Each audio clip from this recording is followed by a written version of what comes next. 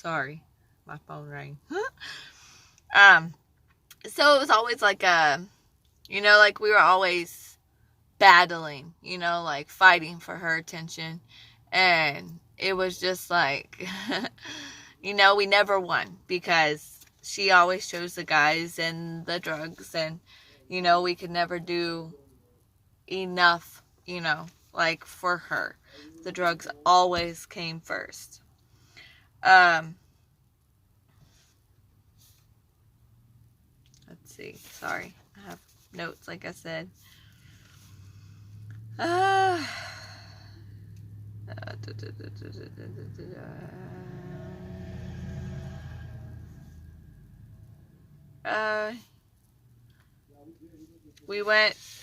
We moved a lot. Like in that 2 years, we actually had probably moved like 6 or 7 times.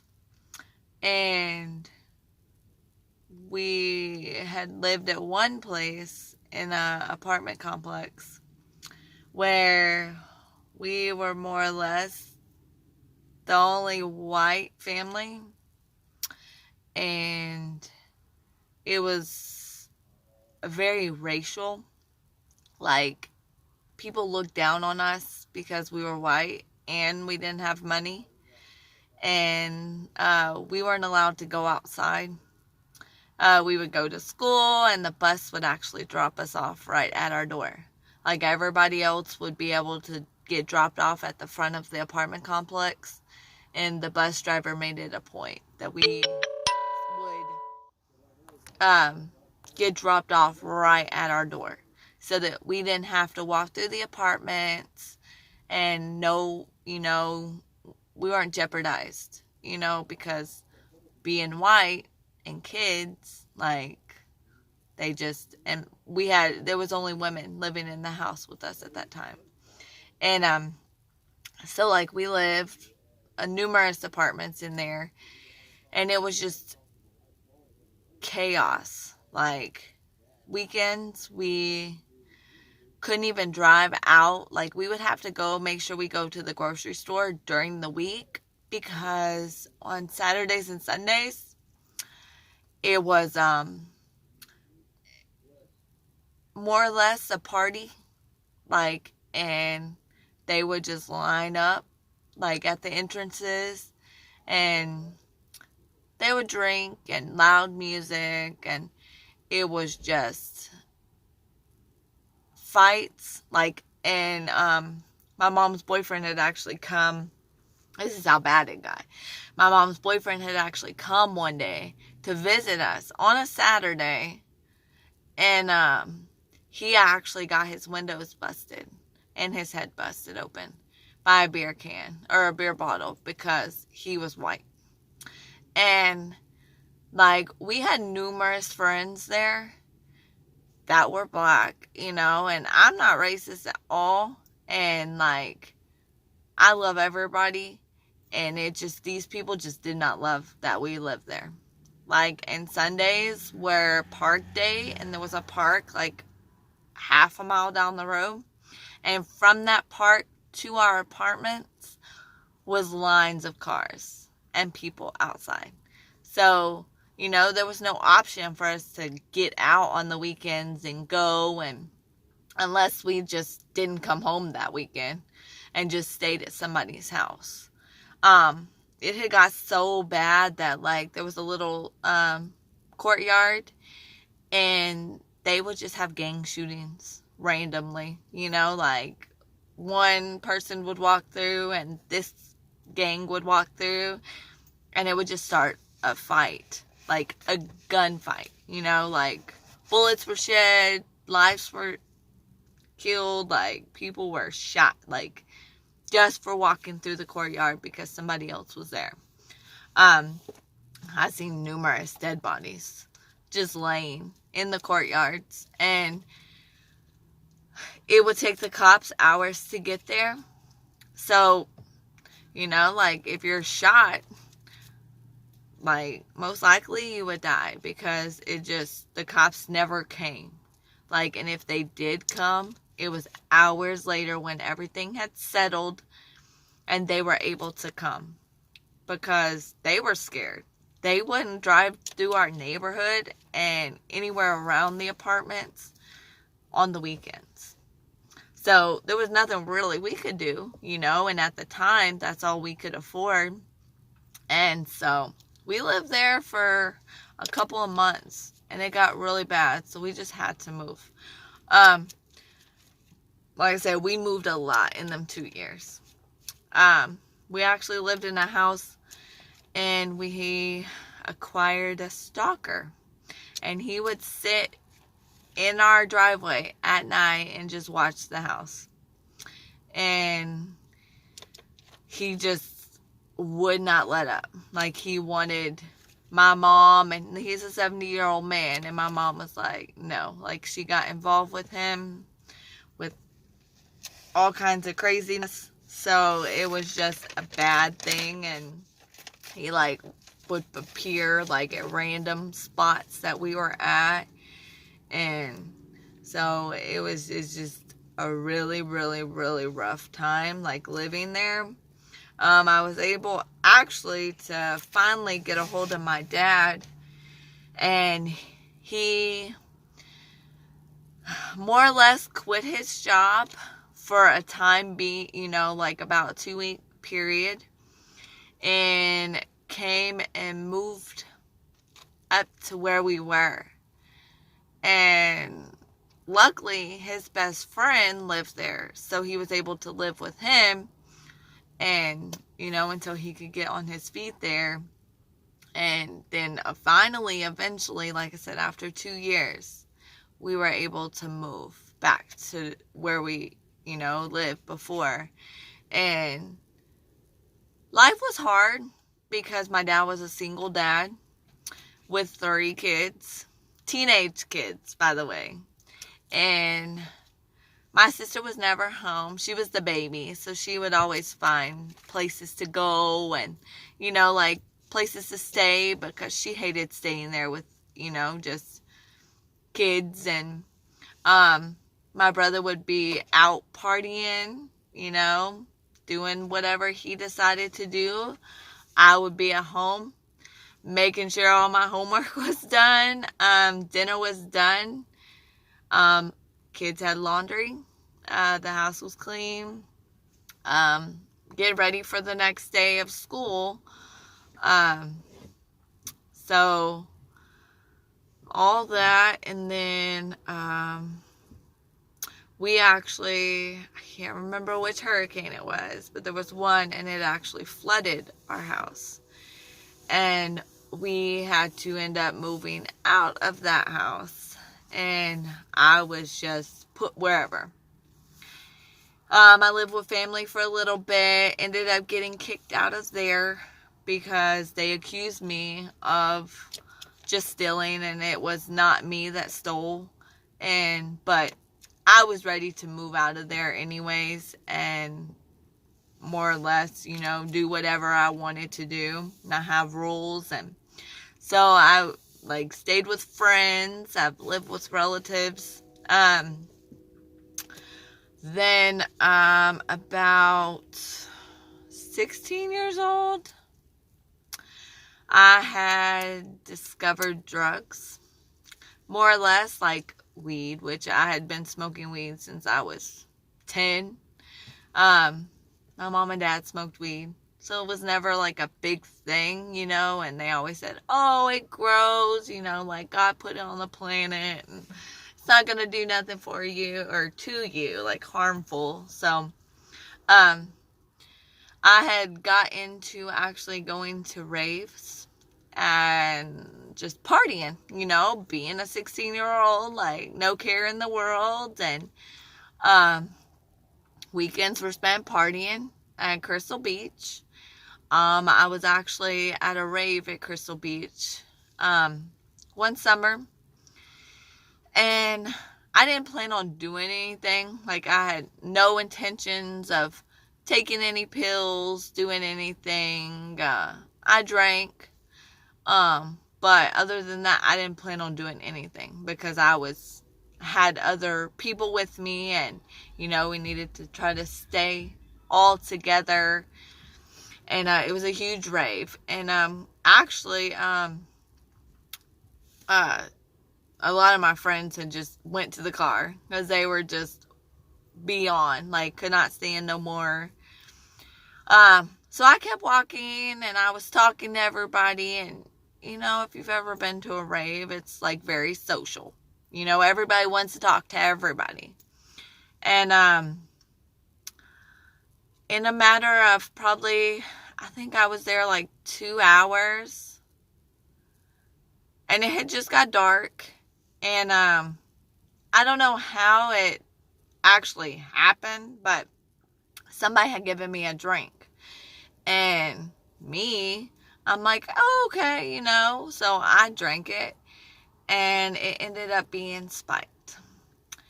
And the next thing I know is I wake up. I don't even know how much longer, like how much later it was, like how long I was out. And I was actually laying on the beach. I had vague memories after. I had actually been raped by 3 men. At that time, I was still a virgin. So, like I had no desire of ever, I was waiting till marriage, and then, so that happened, and I actually woke up, like I said, on the beach, not knowing really what happened till later on after I had actually come off of everything. I had been taken to the hospital that morning, because I just didn't know, like, what had actually happened. I knew I was in a lot of pain, and I knew something wasn't right, and when I couldn't remember anything, and I just woke up, I remember sitting on the beach, like, after I'd woken up, and just crying, because I didn't know what happened. I kept blaming myself, like, how could I let this happen? How could my friends that I came with allow this to happen?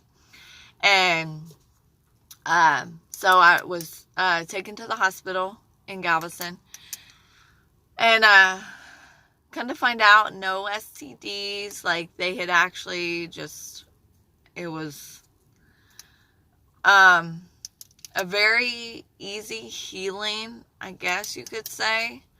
No stitches, no nothing. It's just a lot of pain. Like I said, I was a virgin. So, for my first encounter, it was very brutal. And so after that, it was just a downhill, I'm like, I'm not a virgin anymore. Like, why should I even live? Actually, one of the girls that I had went to the rave with had actually got me started, because we had stole some pills, and we didn't know what they were. We just seen pills, and she was really into pills. Come to find out, they were Oxycontins, and I got hooked.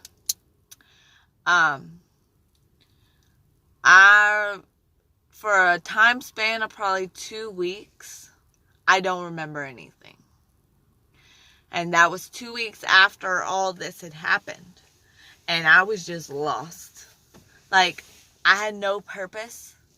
And looking back, I'm like, why would God allow something like this to happen?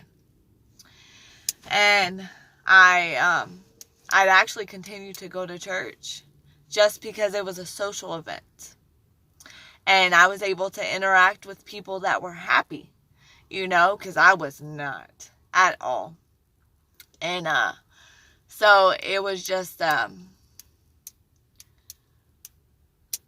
very, like, low time. And that probably lasted for a couple of months. Like, we just happened to luck upon, like, more pills, and we got into the chlorocidins, which are a high blood pressure medicine that you can buy at Walgreens. But if you take them in high dosage, like 8 at a time, it messes you up. So when we couldn't get Oxycontins, we got hooked on them. And they were easy to come by. We would go steal them from Walgreens. And, that was our day. We would spend in the room. And I think I got down to like 80 something pounds. Because it doesn't make you don't want to eat. Like, you just want to, like, just chill. And I woke up one morning and felt like I was dead. And I knew I had to stop. And it was no repercussions. Like, I was able to leave the environment I was at and completely stop cold turkey. But in them couple of months that I was on all the pills and, and then a little after that, like, I seeked out guys, and not a lot, but like a couple guys, and, so it was just like, okay, whatever, like whatever to make me feel like I was appreciated. And then actually, and all through this, I knew my husband. Like, my husband was best friends with my brother and was actually at the rave that I was raped at. And, like, he seen me, I seen him, but, like, he never knew anything had ever happened because we were not close. Like, he would come to my house, but it was just like oh, hi. So, and I know that God had put him in that position as like an angel, I guess, more or less, because now we have 5 kids and a foster daughter that we love more than, oh my goodness, I can't even express. God knew what he was doing when he brought her into our home for however long we're intended to have her. Trying to think. Oh,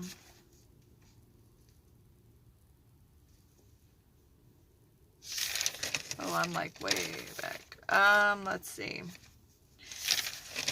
Let's fast forward a couple, probably like 2 years. No, yeah, probably like 2 years. I was 18. I had started dating my husband now, Tony. And we got pregnant. And I knew I did not believe in abortion. And that was not even an option. Adoption was not an option either because I was 18. I didn't know about adoption. I just knew that I was going to be a mom. And, I was hoping that, Tony would stand by me and be a dad, I was lucky because he did. And he stepped up and he did everything he could for us. And just to make it easier on us, I actually was a senior in high school. And had found out I was pregnant. At the school I had attended, they didn't allow pregnant women to attend the school. So they had put me on a homebound program. Well, luckily they did, because then I found out that I was actually, because I was considered a senior, but I was actually, with my credits and stuff, considered, a sophomore, because I needed 14 credits to graduate. And I kind of feel like God, stepped in, and allowed me to take a break. And we had our son, Anthony, or AJ, as most of y'all know him, in June of 2002. My graduation date was the day that he was born. I was not, Like I said, I was 14 credits behind. So I wasn't walking, but I was determined to get my high school diploma. And so I went back in August, having a 2-month-old. And I actually graduated 4 months later. 5 months, sorry. We started in August, and I was 14 credits low. And I needed 14 credits, and I was determined. So they put me in like it's called Walters, but it's like the accelerated high school where you can work at your own pace. And I'd actually went through that, and within 5 months I had made up my 14 credits, and I actually graduated in December, before the summer or before the Christmas break. And then actually come June the next year, I had actually went back and walked a year behind where I was supposed to, but I graduated, and I was determined to graduate. I wanted my high school diploma, and not even just for me, but for my son, to show my son that, hey, it can be done no matter what obstacles are in your way. And so I graduated, and we moved to our first apartment, and we were just living life, and not going to church. Like Tony's mom has always been, like encouraging and like always looking. She went to church forever, like at the same church. We would attend every once in a while, but it just wasn't our home church. And we didn't know at the time what we needed. We were running, and we wanted to live our lives how we wanted to live them. We thought we were adults, 19, 20 years old, like, living our lives. And it was just living our life. Fast forward to 2008, we actually got married, and had actually had 3 kids by that time. And we were able at that time to pay for everything for our wedding. We just really lucked upon a chapel that would allow us to pay monthly payments. And then I did all of our flowers, our boutonnieres. I don't know. I found my dress, my wedding dress, for like $200, and was originally, I think, $1,200. So it was just, and like looking back and knowing that we didn't know God at the time, and we weren't following God. I feel like He had a little, like He was directing us in that time, even though we couldn't see it. We didn't want to see it, actually. Like, I'm being truthful. We didn't want God in our lives, because we were able to do whatever we wanted. If we wanted to drink, just be us, and not have to have, like, answer. At that time, we thought it was like answering to somebody, and it just wasn't in the time for us to be in that situation. Trying to think. Let's see. And then 2009 rolls around. And 2009 was a very, from 2009 to 2013 was very hard for my family. And we just went through a very very dark stage. AJ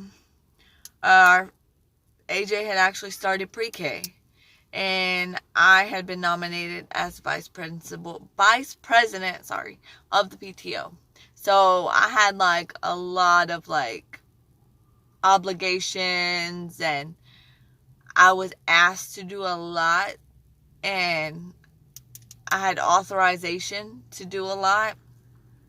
And actually come November of 2009, I had actually been asked to go and purchase a Santa suit with the PTO credit card. And I purchased the suit, and then Thanksgiving break came, and nobody was able to like get the card or whatever. And I was in a place where greed had taken over, and I had started I had taken the card to the bank's ATM, like stupid, duh, like they have cameras everywhere. They even had cameras when I pulled into the parking lot. Like, they seen my car. They seen me walking out. Later on, I found out all this. I was dumbfounded. I'd never done anything, that stupid or, have the repercussions that it did. And actually, I had went and withdrew a lot of money at multiple times. I had actually taught my little sister into going with me, and so it went on for about a week, but it was about $1,800, and I felt like I needed the money because I had 3 kids, and one on the way. And just for Christmas, and to make sure that my kids had Christmas and they were taken care of. And it was just a greed. Like, greed had come all over me. And at this time, my husband had no idea. He had no idea until I got a call from the cops stating that they seen me on camera, and I needed to go turn myself in because there was a detective coming to my house to arrest me. I had to let my husband know when he got home from work that day that what I had done, and confess everything. Luckily, I had not spent most of the money, because still, like, looking back, I knew God had a place in it, because he gave me a conscience, and he was able to just, like, convict me. Even though I didn't know what was happening, I knew that there was a reason for me not spending that money, because the school actually agreed that if they would drop charges if I was to turn in the money that I had taken. And we'll come to find out, I didn't know that I had given my little sister the card, and she had actually taken out more money than she had told me. So when I had my portion of it, she didn't have hers. So luckily the detective had called me, and like I said, this is around Thanksgiving. All this is happening. And I have 3 small kids and one on the way. And so I went to Pasadena Police and turned myself in. They actually allowed me to do a non-arrest bond. And I had went up to county, and I had actually booked in, and then they released me. And I know that that was God, because my sister didn't have that option, because she didn't go turn herself in. And I knew God gave me favor in that moment. And so fast forward a couple of months, the detective actually told us that with us having our small kids and one on the way, that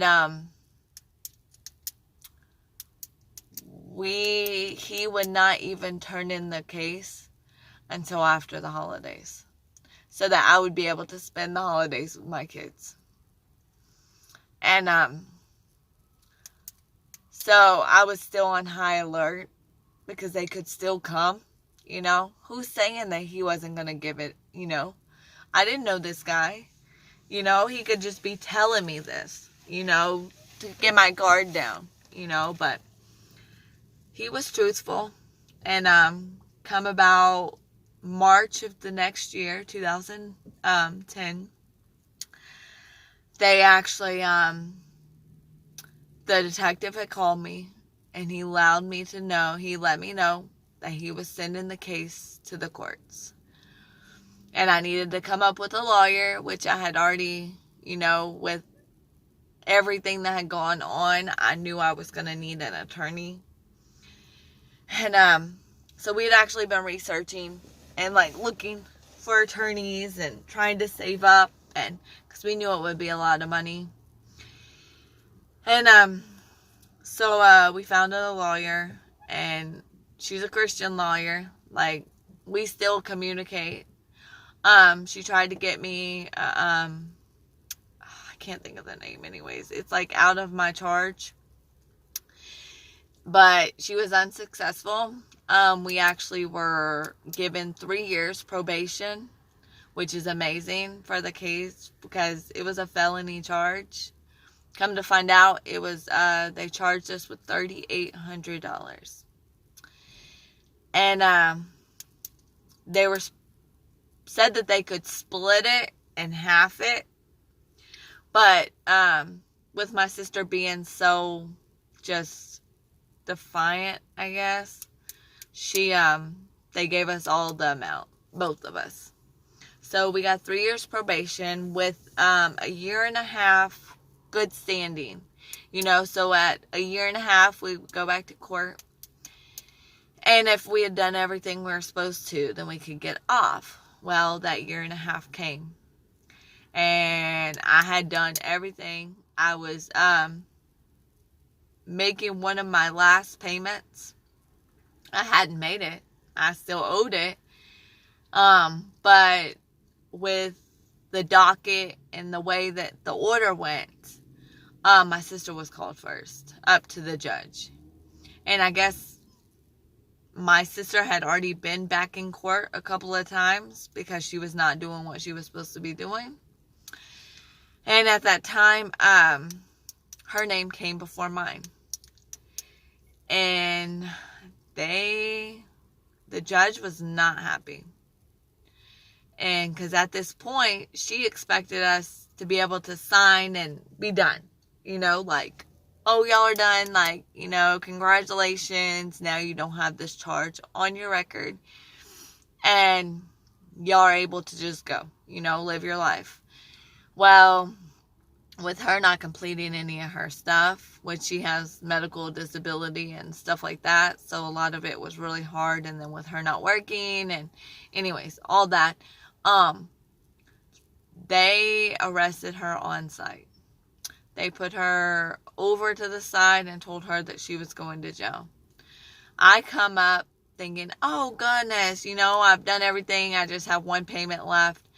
And they were going to let me go. Well, the judge was done. She said, I'm tired of seeing this case on my file, on my desk. She's like, y'all are both under arrest. And that was July 25th of 2012. And so from 2010 to 2012, we had been, you know, going to court and got probation and on probation and all that. And July 25th, 2012 was the most, I guess, heart-wrenching, you know, because I went just expecting to go to court. I told my kids that morning that I would see them when they got home from school. And just to know that I would not be going home, and then I would be going somewhere that, like, I didn't choose for myself. Like, was very, very hard.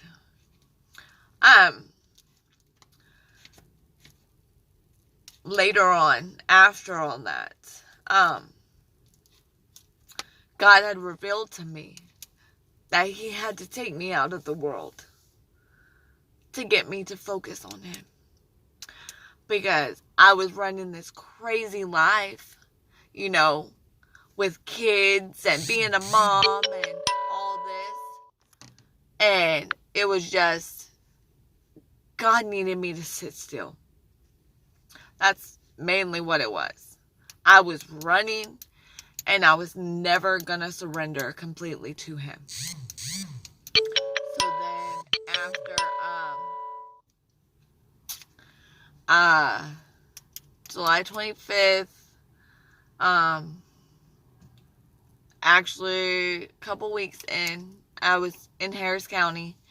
I had got pulled to go to a new program, a Christian-based program.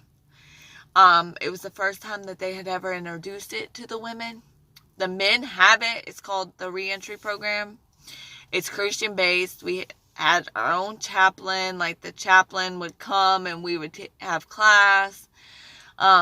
Different guest speakers would come and we would have Bible study. We learned how to pray. We learned how to, like, study our Bible, meditate, in a Christian environment. We were still in jail, but we were in that Christian environment. And I was there for about a month and a half after going back and forth to court because they were, you know, they had revoked my probation and they were trying to give me 2 years. And at the time I was, you know, a baby Christian, you know, because I was starting my walk completely over. And so the end of August, they actually, a couple weeks before that, let me back up. A couple weeks before that, I went to court. And they had told me that if I didn't sign, they were giving me 6 months. And if I didn't sign for that 6 months state jail time, so I would have to do day for day, I would be getting 2 years. Like, that was my maximum sentence on my charge. And at the time, I could not do 2 years. And at the time, when they told me 6 months, I felt like I couldn't do 6 months. Being away from my kids and, like, being in a new environment, and I knew that I would be taken out of the county and taken to a new facility where I had heard horror stories. And I'm not saying it was all rainbows and cookies and, you know, stuff like that. But I know that God had a huge protection over me being in there. And He guided my steps through the whole thing. So, August, I signed for 6 months. And, the hardest, you know, knowing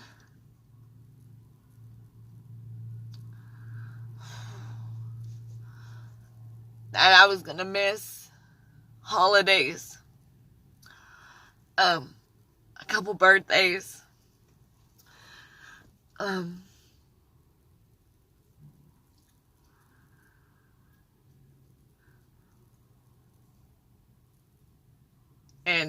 they had told me that pulling chain is what it's called whenever you go from one facility to the other. And they told me it could be up to 2 months. I was okay with that. I was okay with staying where I was for them 2 more months. So that would mean 4 months in county, and then I would only have to do, I broke it down, 8 weeks in state jail. God had other plans. Because a couple of my friends that had been in there with me who had already signed like weeks in advance, they pulled me September 13th of 2012 to go to state jail. And at the time, I said I was a new Christian. Like I was learning how to crawl with God. So to be given that sentence and telling that I was going to be switched to a whole new, thing. And that my thing is, my sister was my co-defendant. So she was in county with me. But they wouldn't allow us to see each other the whole time we were there. And God stepped in. Because the day before I got pulled, I had been praying. And the chaplain, Vanessa, had actually made a way. I don't know how she did it. All I know is God stepped in. And I had been asking for her to, reach out to my sister and make sure my sister was okay. Because I knew where I was going. But I didn't know what she was being given. If she had signed or, And God stepped in that night. And I just happened to get up off of my bunk and walk over to the bathrooms, which is like a ways away. And my sister has a huge tattoo on her back. And nobody else has this tattoo, because it's a half finished, free tattoo. And there was a girl sitting on a top bunk over there. And it was my baby sister. And in the program we were in, we were able to, move around. We didn't have assigned bunks. And with 64 of us there in our facility, then, it was kind of hard, but we made it happen. And we were able to sleep next to each other. And I think we stayed up, all night, just talking. And, she had a lot of medical issues while she was in there. And, so it was God. I know it was God that brought her to me that night. Because the next morning, they actually pulled her back to general population in another facility, back where she was at.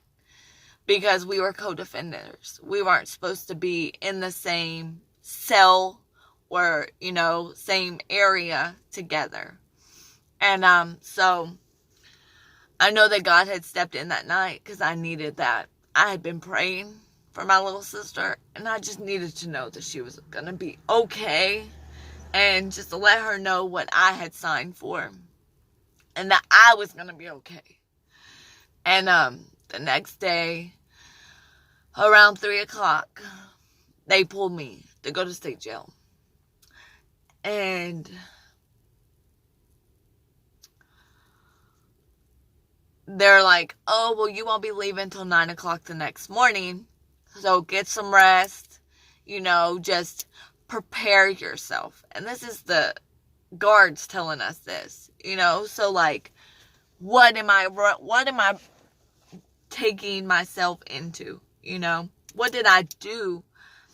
Why did I do this actually, and, so, we were there 9 o'clock that morning. We got woke up, which I hadn't been asleep, because who can sleep when they are going to somewhere that they've never been before? It's just, you're anxious. And so, 9 o'clock comes and they pull us and we get on this big bus and they drive us to Dayton. And, we get out. It was terrifying. Because it's this big prison, and you get off with all these women, and then you see all these buses pull up with more women, and it's just intimidating, and I'm not a fighter. I don't like fighting. I don't like confrontation, so I say to myself, they stripped us of everything. Like our dignity, like any respect that you had for yourself was gone. Any worth. The way that they talk to you is just degrading. Like, I would never, ever even talk to my enemy or, like, an animal or, like, something like a piece of garbage, more or less, the way that we got talked to. We were asked to strip and, walk it was like a catwalk, and, they gave us clothes later and, ushered us to where we would be staying. And we were issued into a room with, I think there's probably about 60 women on bunk beds, like close quarters, like with 3 bathrooms. I think there was 3, maybe just 2, because only probably 1 worked. And it was probably cold water anyways.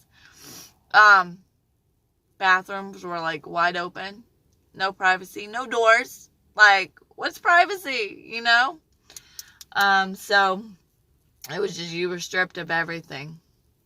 And, you have to go through a week-long process of, like, classes and tests and medical exams and all kinds of stuff. Like, it was a whole week of stuff.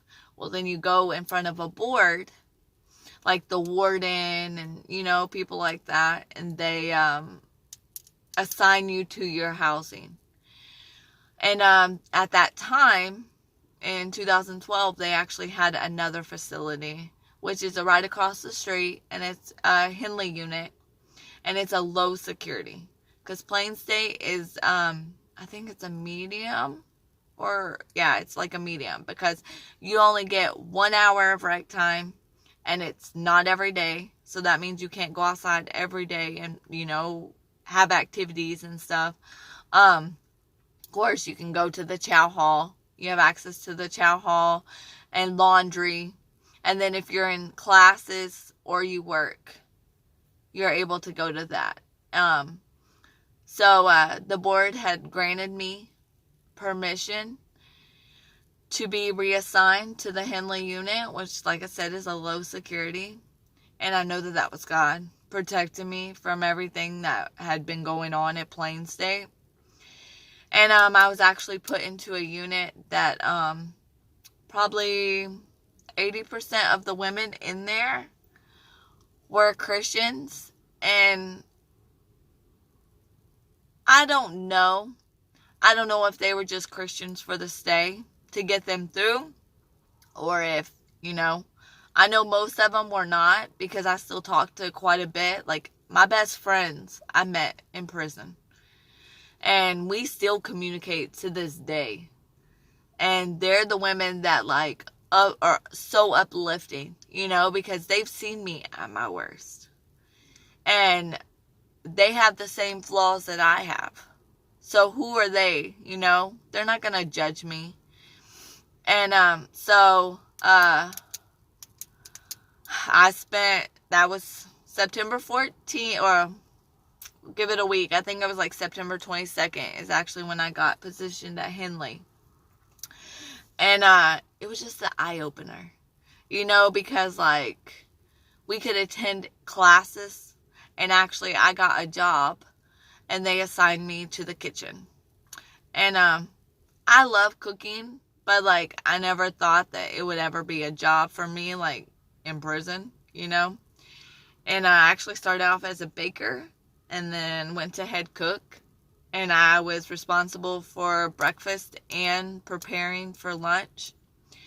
And I know God put me there because I was able to love on them women that were sent, that didn't want to be in the kitchen. And like I said, I met some of my best friends in prison and still talk to this day. And I know that in the kitchen was a godsend for me, because a week before I was released. And going back, like even before that, like it got me through the holidays.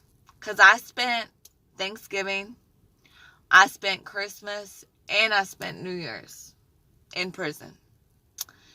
And I know that God had wanted me to sit still, but I wouldn't have if I was in the world. And so I'm trying to think. I don't know if y'all know, in-county visits are through glass, and it's like 30 minutes, if that, if you're lucky, because if there's a lot of women that have visits, then it gets cut down.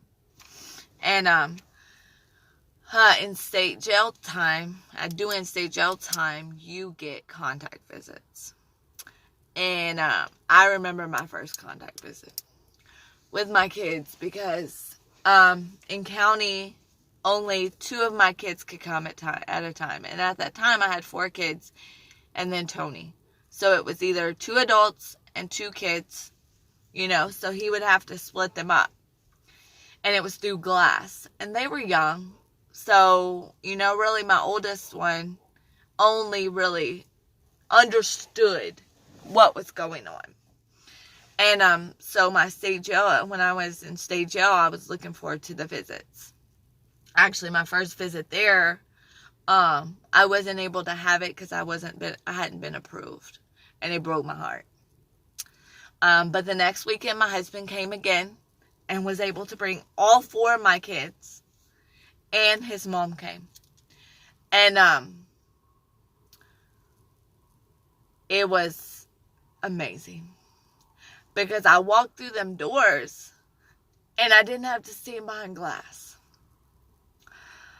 And I was able to hug my kids, which I hadn't been able to in 2 months, because I had been in county jail.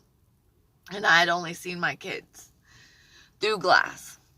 And remember, like, I just went to court. And I was expected to come home that day and love on my kids. And so that visit was amazing. It was like the best day ever. And and you get 2 hours to love on your kids. And my husband was able to bring change, and I was able to eat like snack foods and drink Cokes, and it was just like I don't know. I don't even know how to explain it. Like, it just made me realize, how valuable, like, my kids were, and my husband, and even his mom, because she didn't have to come. And, so, going back, I spent all holidays there, and, I had been hearing about this program that they have. And you do 20% of your time, and then you get out. And I thought I qualified. So I was hoping and praying that, my date would be pushed up. Because if it would have been, I would have been out before Christmas. But God had other plans. And so I was released in January. And it just opened my eyes to a lot of different things. A lot of stuff that we had been living life for. And, like the materialistic things. And life is not supposed to be about materialistic things. It's supposed to be about love and kindness, loving other people, just enjoying life and not worrying about, oh my goodness, my house is not this big. I do not have these fancy cars. Like, who cares? Like, if someone was to walk up to me and ask me for the shirt off my back, I would definitely give it to them, because materialistics do not matter anymore to me. It's just, before, I was a very materialistic person. I always worried about what people thought about me. What about my clothes, like my shoes, like what my hair, how my hair was, what jewelry I was wearing, like what car I was driving, what school my kids went to, like, oh, they go to Deer Park, so they're in this category, and now I don't care. Like, God gave us a house in February of 2018, and it's not fancy, because God knows that I'm very simple now, and the simple things matter more to me than having a 2-story house, because it's what people, like, value you at. And so it's just been like a very hard but also like refreshing life. And I look back and like I said, I grew up in church. I was in youth group. Like, I went to church camp every year. I went even back when I was 17 and volunteered as an intern. So I knew who God was. God was a religion to me. God was like, oh, like, I go to church, so, I know who God is. Nowadays, I'm like, I have a relationship with God, and that's what has changed. And God had always seeked me out. And you know how he says he leaves the 99 for that one. I was that one at that time. And I needed him to seek me, because I was not seeking him at all. And now, like, just looking back on my life and just everything that God has brought me through. And 2013 was a life-changing moment for my family. I actually applied for a job at a church in the nursery because I love kids. And I always grew up working in daycares and loving kids, like I had said. And but with me catching a felony charge, no daycare would even hire me because I could not pass a background check. Even though it was credit card abuse, it's still a felony. And so daycare was out of the question. I'd always wanted to go to school and own my own daycare. And that was out of the question. But God had other plans, because he opened a position for me at a church where he knew I could be planted and I could grow. And actually, a month after, well, no, like the first day, let me go back. The first day, I had actually went to work ready to love on these kids, ready for God to just touch me. And because I'd come out of jail on fire. And I actually started working, and I actually passed out. I didn't even get to make it through a full day of working because I passed out. 2 weeks later, I was diagnosed with a very rare heart condition. And I was put on medicine. Like, medicine that, like, it ruled my whole life. Like, if I didn't have my medicine, I couldn't do anything. And it was,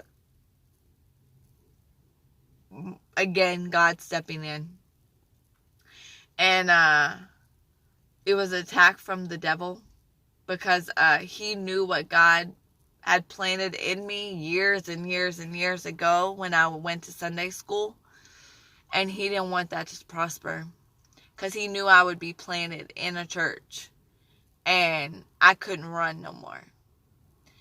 And so 4 years later, I had actually went to an outreach with a friend of mine, and just in hopes of being able to pray for other people, and allowing them to get clothes and food at a park, So I went not expecting anything, I always thought in the back of my mind, like, God's not going to heal me.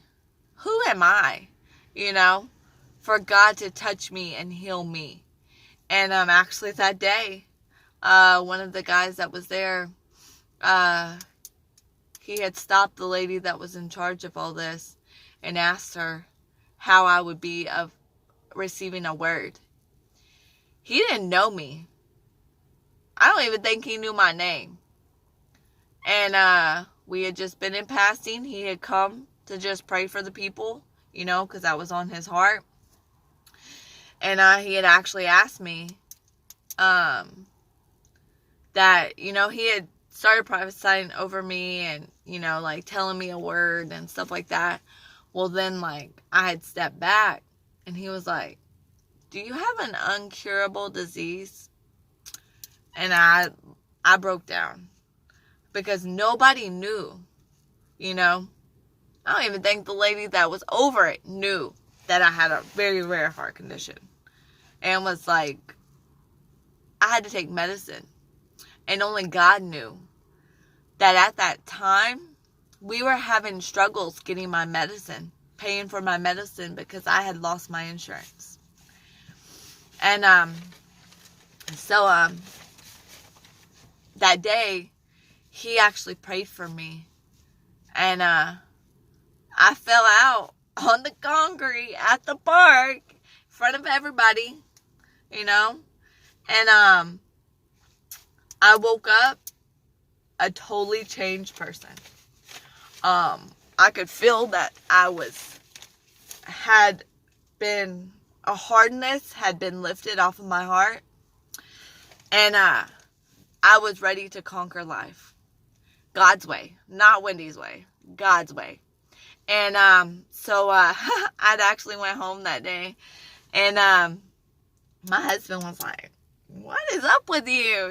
Because I was just like smiling ear to ear. And like my just whole demeanor had changed. I had nothing holding me back anymore. I was free. And so so funny thinking back, because like what used to take me 2 days, like 48 hours to clean my house. I had a 1,200 square foot house. Like, it shouldn't take you 2 days, but it would. And I came home that day, and I threw away and got in faith that I had been healed, because I felt it. And $200 worth of medicine. And from that day, March, oh my goodness, don't get me lying, I have it written down, but March, I think it's the 4th, 2018, God healed me of my heart condition. And from that day, it's been nonstop. Like, I went home, and like I said, I threw away $200 worth of medicine. I never picked it back up. And my husband was shocked, because we just paid $200 more or less for medicine. And I'm throwing it in the trash. And taking the trash out and putting it on the curb. Because I was done. Like, I was done running. And took me 2 hours to clean my house that day. And I was not exhausted at all. I was ready to go. Like, keep moving, like, and ever since that day, like, I have not stopped. And God has just stepped in, and he's just given me so much, like, refreshment. And it's just been a whole new walk. And I give all glory to God, because I had my heart condition for 4 years. And I was dependent on a medicine. I wasn't able to take my kids to the park because I would come home and be out for the rest of the day. Even if we're at the park for an hour. And that's just me sitting out there, because I would never be able to, like, swing, like, have exerting activity or anything. And from that day on, like, I'm going. Like, and I'm going for God. And all the glory goes to Him, because I know He did not have to heal me. But He healed me to build my faith. And on that day, like, my faith overpoured. And He allowed me to be humble, And before that, I was always like, oh, it's me, like me, And that day, like, a humbling spirit came over me. Because I know that I could have never healed myself. And I would have probably still been on medicine and living my life 1 second at a time. And now I get to live it 1 day at a time. Like, I don't care what happens tomorrow. I am focusing everything on what happens today. And everything that happened yesterday. I'm not bringing it into my today. And many people, like, see a change because I feel the change. And I just want so many people to know, like, about God's love. And it's just, there's been restoration come, especially with me and my husband's mother. And that was a huge step. And I was able to confess to her a couple, like, just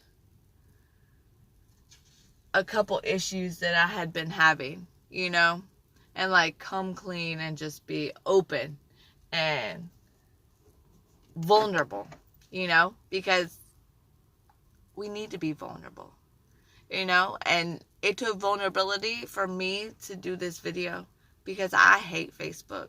And I hate, like, doing lives and, like, recording myself and watching me the whole time I'm videoing me. It's just not me. And it's just been, God has been positioning me in a new path and new seasons. And right now, like, the verse that keeps coming to me, and it's been coming to me for a couple months now. It's Ecclesiastes 3. And you can go and read the whole chapter because it's amazing. But I'm going to read you a couple verses because this is just, like, I feel like somebody needs to hear this. And it's Ecclesiastes 3. Start at 1. And it says, there is a time for everything and a season for every activity under heaven. A time to be born and a time to die. A time to plant and a time to uproot. A time to kill and a time to heal. A time to tear down and a time to build.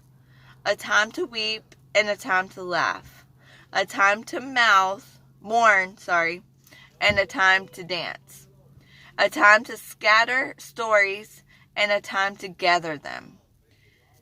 A time to embrace and a time to refrain. A time to search and a time to give up. A time to keep and a time to throw away. A time to tear and a time to mend. A time to be silent and a time to speak. A time to love and a time to hate. A time for war and a time for peace.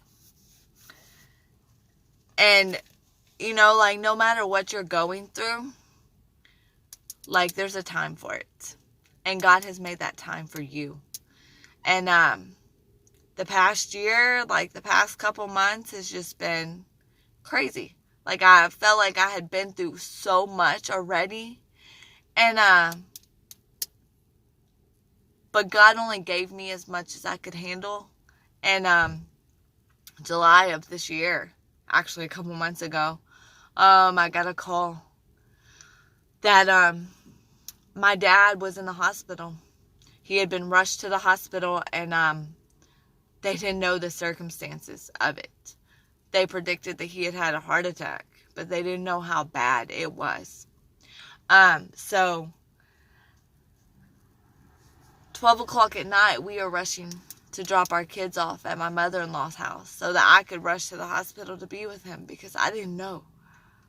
I didn't know what was going to happen. I didn't know what I was walking into. I didn't know if I would be leaving that morning making funeral arrangements. And this is a guy that had worked all day that day. He works every day hard. Like, he doesn't stop, you know, and he's healthy, you know, out of all the brothers that he has left, he's the healthiest one. So for me to be told that he had a heart attack, and once I got there to find out how bad it actually was, and he had actually had a widowmaker heart attack, that's the worst of the worst. Like, and they didn't expect him to live. He had actually got rushed into surgery and had a stent put in. And, walking into that room, and he woke up and said hi and knew who I was. That was a huge thing, because I expected to walk in and him, you know, be gone. Him not say, I love you. You know, him not saying, hey, baby girl. You know, hey, sister. And for him to say hi and he loved me was a huge thing. And through that whole time, I knew that God had a purpose, because a couple weeks earlier, actually it wasn't even a couple weeks, it was like a couple days, he had actually, the Lord had actually given me a couple scriptures. And I'm not going to read the scriptures. I'll give them to y'all, and then y'all can go and look at them. But the first one was Isaiah 61:1, Psalms 34:18, Psalms 147:3, Psalms 34:18 again. And that was one that, like, I needed to keep going back and reading, so I wrote it twice. And Galatians 5:4. And everything that they have in common is heartbreak. Like, God is with the brokenhearted. And he was preparing me for that day and that week. And a little bit before that, a couple days before he had his heart attack, we were blessed with a foster baby. 8 weeks old. God knew what he was doing, though. He knew. So we rushed to the hospital. Like I said, my dad actually was able to talk to us. And, but it went downhill from there. They ended up having to actually, intubate him.